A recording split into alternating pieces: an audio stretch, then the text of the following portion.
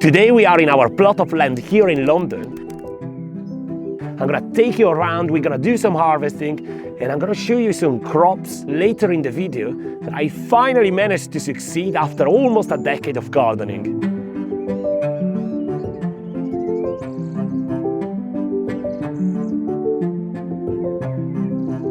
The first thing that you see when coming into the plot is sunflowers all over the border. The reason why we do that is because we want to encourage wild birds to eat the seeds, but also at the same time, it's a natural pest control because they predate on pests. So we don't have to worry about that. But also the welcoming pathway leading into the plot, it's full of lush flowers and different varieties to encourage pollinators to access the area and have the same effect as encouraging birds coming here, which means pest control. But at the same time, we want loads of different pollinators to pollinate our main crops.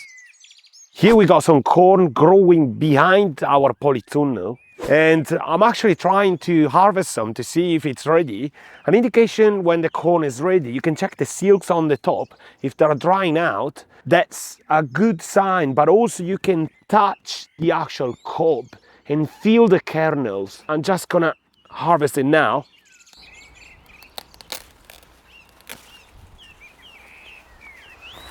So I'm gonna peel it off.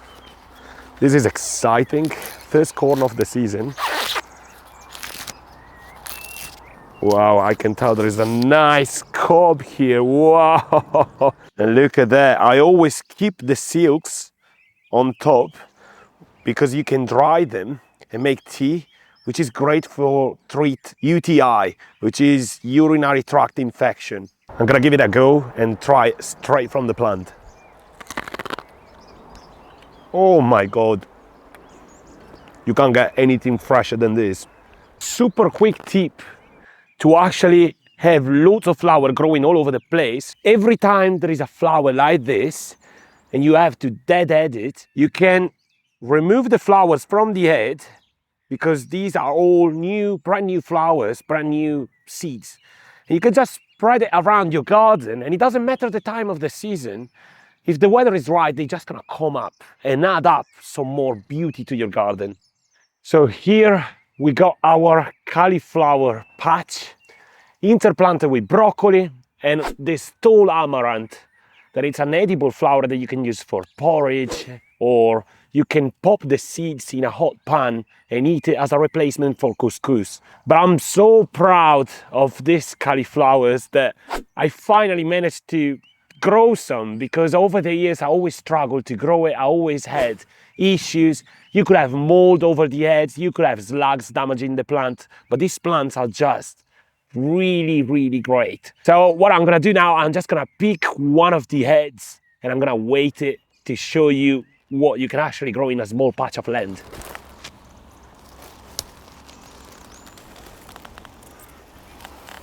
Wow, look at this. Oh my God, I'm so proud of this. The satisfaction that we started from seeds and look what you get with just a bit of care, water and love, obviously. We are in our small polytunnel now. We grow lots of different things in here. Unfortunately, we have a few melons, but not as many as I was expecting. Still, it's gonna be a good harvest and we're gonna try a few. But then the most exciting thing is loads of varieties of tomatoes, super tasty and juicy, and some massive ones that actually I'm gonna harvest one right now and we're gonna take it home and prepare something with it.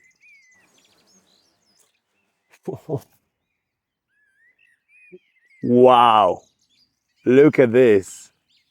Oh my God. It smells amazing. It smells sweet, but also, obviously, you can tell there is that tomato flavor, and I can't wait to bring it into the kitchen and taste it. So this is the melon that has some damages on the top, but still you can open it up and enjoy the bottom part, which is undamaged. Wow, the sound.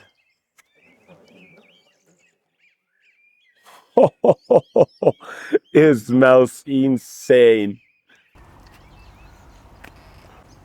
This is so juicy. Look at that. Let's try it. Oh my God. Wow, this is so sweet. It's like pure sugar. I'm speechless. This is amazing. I think it's one of the best one I ever grown.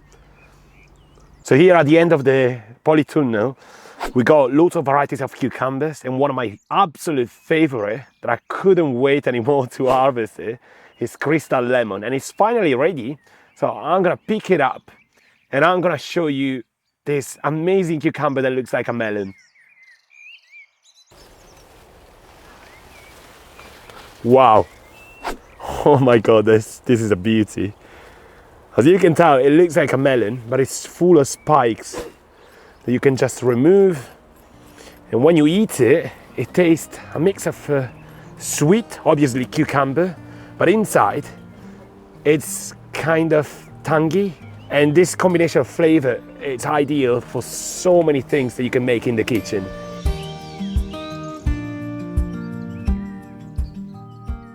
Here, what we have, it's another amazing variety of tomatoes, a cherry variety.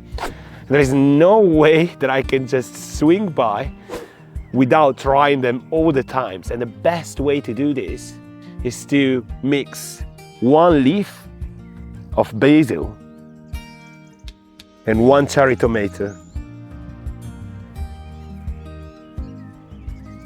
They're not only amazing companion plants, but they're actually matching so much whenever you're making a salad, whenever you're making bruschetta, or any sort of thing where you can use tomatoes.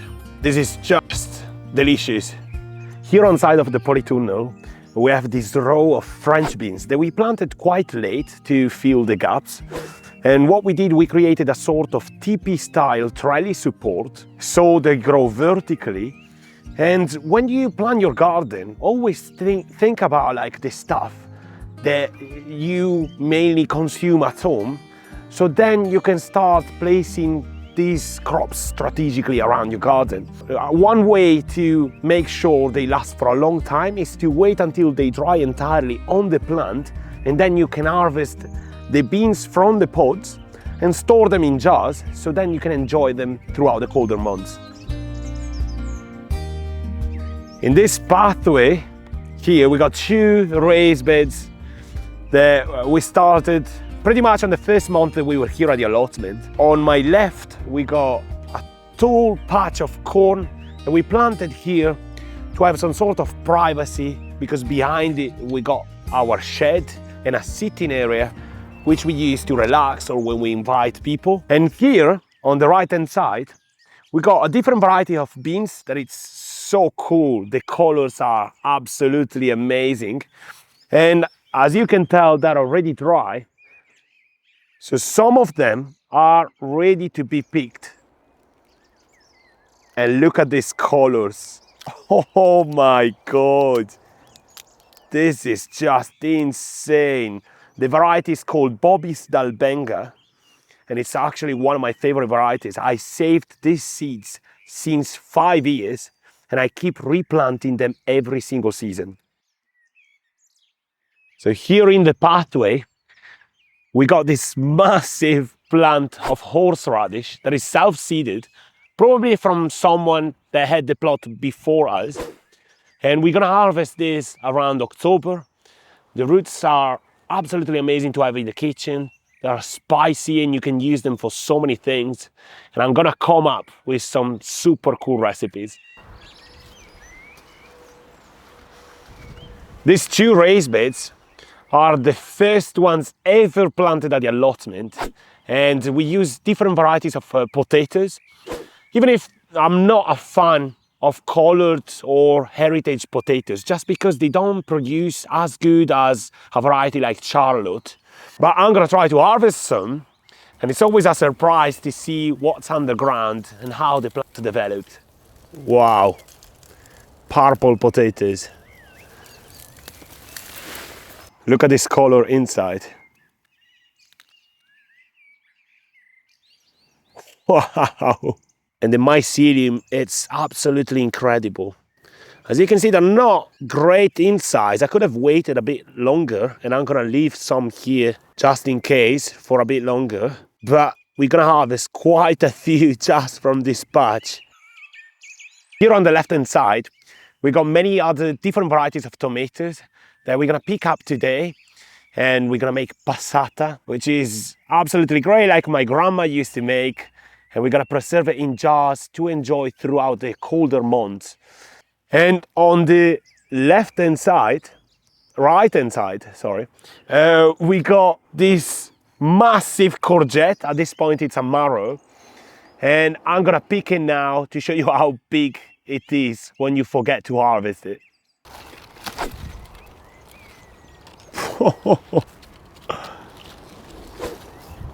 Look at this beast.